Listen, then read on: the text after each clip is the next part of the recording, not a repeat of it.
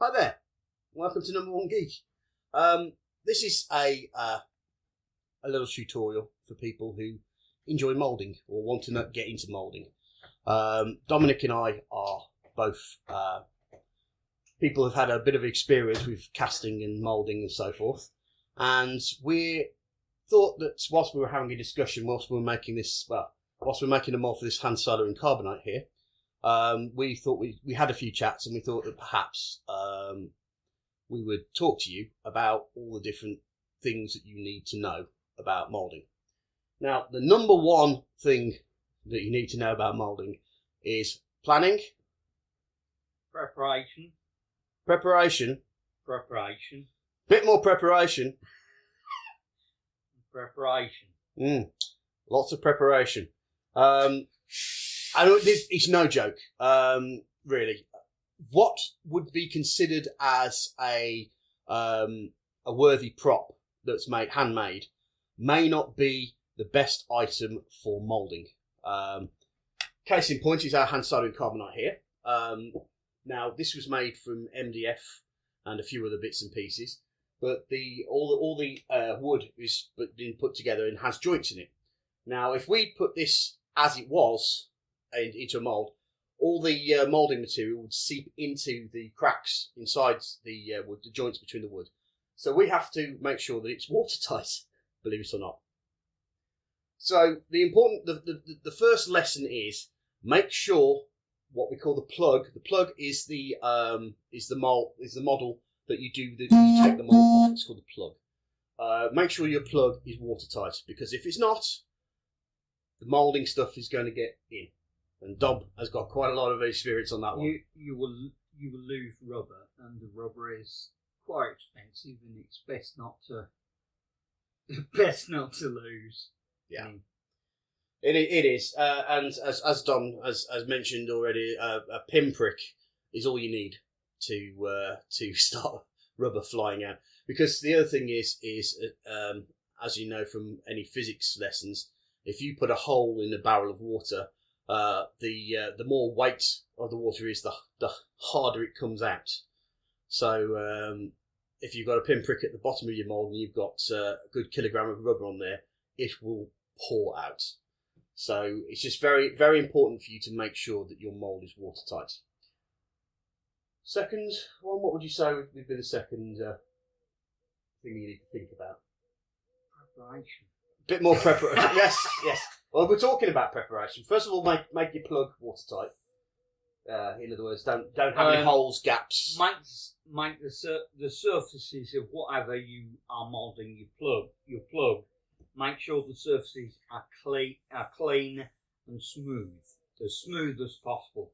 If there's any rough points or anything, any little bits that would hook, then when you demould the rubber, you run the risk of hooking the rubber and taking a lump out, or you'll have difficulty demoulding the piece. Case in point, down here, where the MDF was routed out, it left a bit of a furry substance, and we've had to go over that with some Bondo and some sealant. Basically, the texture was a bit like Velcro or rough sandpaper. Now, when demoulding, if it was like that, it would really bite into the rubber, and it would be quite difficult to demould, especially on a large piece like this. This is actually the largest model I have ever made a mould for. Because I'm crazy. That's why I'm making him do it. He doesn't want to do it. I'm just making him do it. Yeah, I'll do now. But the other thing is what I tend to do, especially with smaller moulds, is I tend to use lacquer. Just a spray on lacquer to go on top of the thing.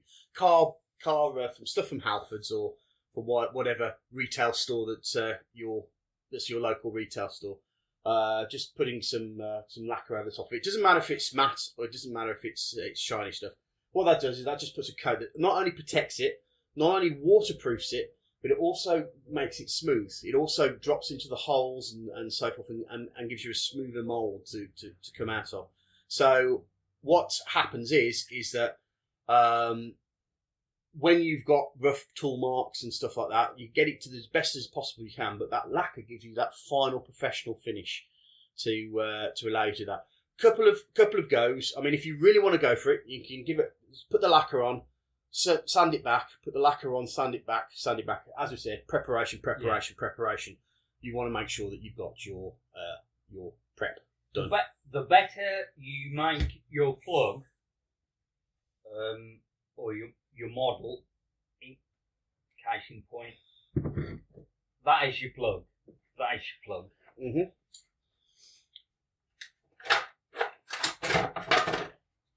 And this is the mould for said plug.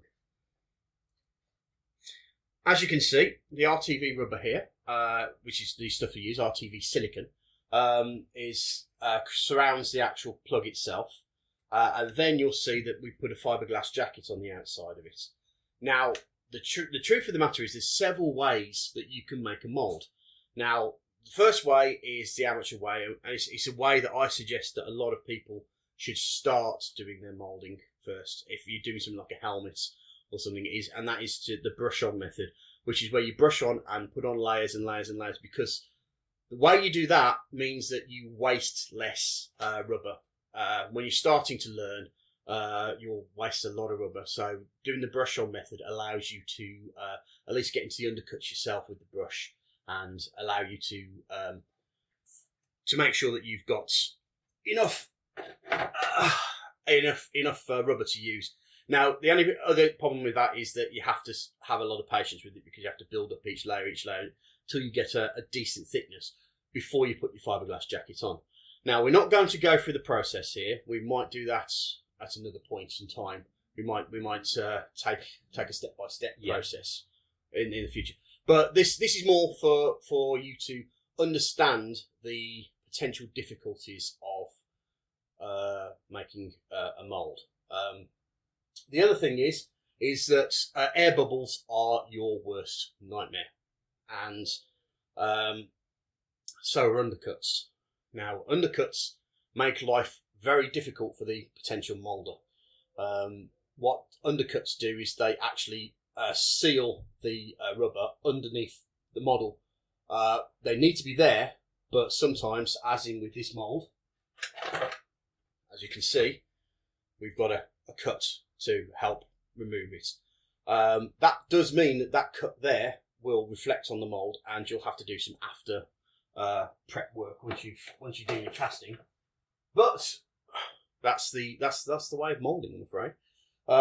Now, air holes. If you have an air hole against your model, that's going to basically create a bubble on top of your model. And so the way that we get out of this situation is we want to basically tell all the air to go.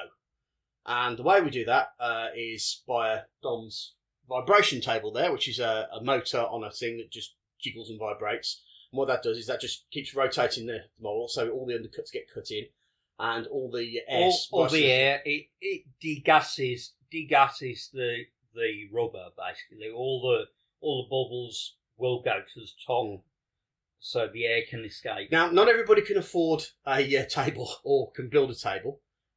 So what I tend to do, because I don't have the room for a table, unfortunately, is I use an old mouth sander, take off the pads, switch it on, and sellotape it to the jacket of the mould. And what that does is that does exactly the same job. It just creates a vibration that's moving the part about, and it encourages the air to start finding its way out of the mould.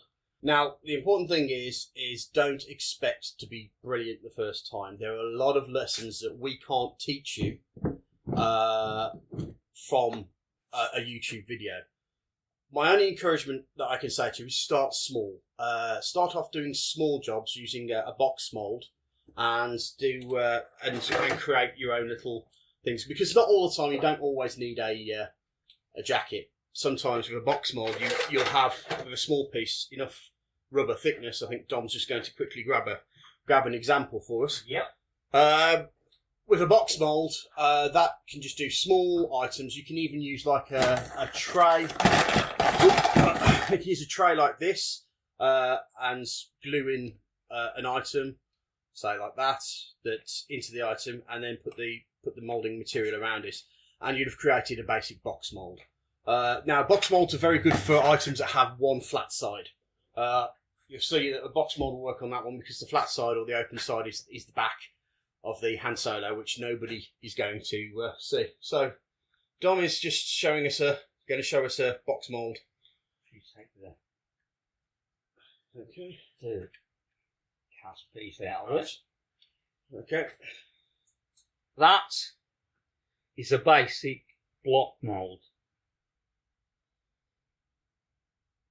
And that's obviously the plug that's been made. As you can see, it's been put down to a point where it's been spoofy. Do that in? Oh, this is an actual mould, isn't it? Yeah.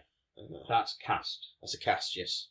But basically, what happens if get a board, and if you take that, your plug, and mount on the board, glue it, secure it, and seal it round the edges. Build up a box around the outside.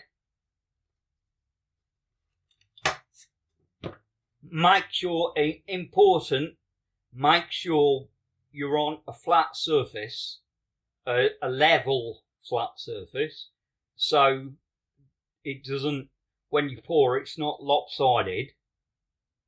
That's very important when you come to cast. And you just pour the rubber in, and you end up with a block mould. There are several different items that you can use for a block mould. As I said, you can use a tub that's pre-made if you've got something in there, and you just glue the item into there. Now, let me get to that point first. So, this also, you can use things like plasticine, which surprisingly is very good at stopping rubber from getting out. That's why a lot of the stuff on my mould over there, where we have had holes, has been filled with plasticine. The plasticine is very good at or modelling clay, as some people like to call it, or it's a reusable modelling clay that protects the item from actually seeping out, and you can use that, or you can use something like perspex and a glue gun. You can just use perspex panels and just glue around the edges and the hot glue gun, and then that will peel off afterwards. But the hot glue will also act as a sealant as well. So there's lots of different ways that you can actually make a box mould. Gluing your item down to the floor, because I've had in the past where I haven't glued it down or haven't glued it down properly. Sometimes your plug can float. I've had that experience. I'm pretty sure Dom's had that experience in the past. But you're pouring your stuff, and then 5 minutes later, you notice that your model's sitting on the top. You need to make sure that you've got it glued down properly, or if not, you're going to regret it. And also try not to get too many undercuts on the difference as well. Cutting lines, yes. What I tend to do with my helmets is I tend to create a small under ridge to allow me to create a cutting line. The reason for that is that it allows me extra room to do the moulding when I'm putting it through, and it gives me a little small area to know where to push the. That's a very, very good point. When you're making a mould, think about the engineering and logistics of what you are making. It's far easier in the long run when you cast something if you have clear cut lines, as Richard has just said. So if you think about that when you're making your plug and preparing, think about when it's cast and the clear lines that you want to cut. Drill holes. In the plug, I put drill holes, pilot holes, so that when it was moulded and I got the cast out, those holes were already there, so I knew where I was going to have to drill. it just makes life a lot easier. Yeah, actually, the best example for this, if I excuse my thumb, you may notice that there's small drill holes here. This is because the boxes that that go in there, we're going to want to put those boxes back on. So what we've just done is we've just partially filled, but allowed the dent to be there so that we know that next time when we get the mould out, we know exactly where we're going to make the drill hole. Yeah, I think that's probably the final tip that we'll give you. Take your time. Is just make sure that you're 100% sure before you do that. Also, I think the real final thing is you are going to make mistakes. But as long as you learn from those mistakes, as long as you work out the reason that something's happened, and then find another way to solve that the next time you do it, then you will get good at making moulds. What we can do, hopefully, in the future, is we're going to perhaps do a routine course of making moulds and going from making a plug to making a mould. I mean, I have done some demonstrations. I think one of my tutorials is on the dented helmet about mould making and the different bits and pieces that you may need to learn there. But what we'll do is we'll try to make sure that this is a live version, and we'll be able to show you video-wise, step by step, how to make a simple mould. We can probably go a bit further on there, depending on obviously the likes and whether people are interested in what we're doing. If not, then we can laugh, believe it. We've got better things to do. So yeah, thanks very much for watching. If you like what you've seen, please press the like button. If you dislike, please put the dislike button on. But please let us know why. It's always good to have criticism to improve what we need to do. And also, if you want more from us, subscribe. This has been number one Geek. I'm Saz, and with Dom, I'll just say goodbye.